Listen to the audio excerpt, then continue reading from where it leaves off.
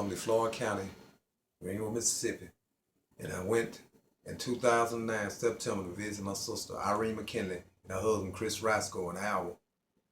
And at the time, they was telling me they were going to go on a vacation and stuff to Chicago. And I left with them and went to Chicago and went to a motel.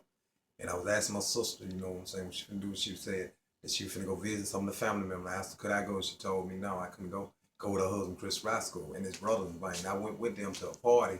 And after I went to the party with them, and we was drinking and everything. And after we left from there, went to the party, we was still drinking. They slipped me a Mickey and numbed my body, and assaulted me. And then they brought me back to the motel and stuff and left me in the floor and stuff from Friday, September 2009 at 11:30 that night into that Monday at 1 o'clock. Then we came in that Monday at 1 o'clock. He slammed me and she talking about he need to bathe and stuff. He slammed and threw me in the tub and stuff. And I couldn't move or nothing like that. I was feeling like I was about to die. I was in enormous pain. And so after they did that right there, he got me out.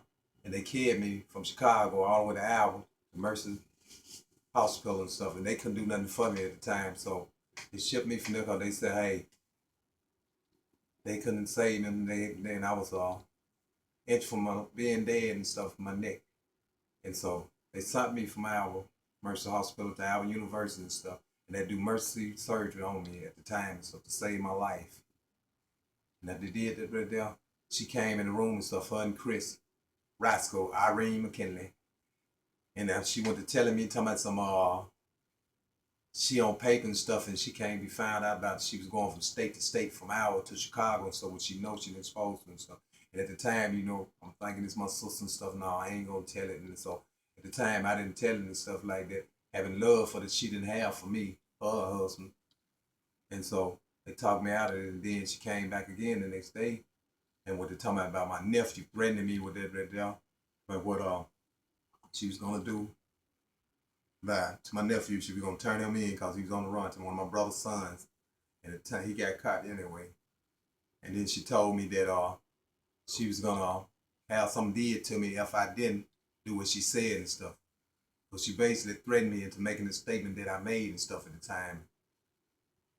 She had me in the line and stuff, and then she turned around and stuff. After that right there, the sister Mary had called and stuff for her to get me to the hospital. And they had an argument on the phone, some altercation. And after she hung up with my sister Mary, telling her to get me to the hospital, she was gonna call the law. And she didn't do it and stuff like this. So she said she was gonna get even with Mary and stuff.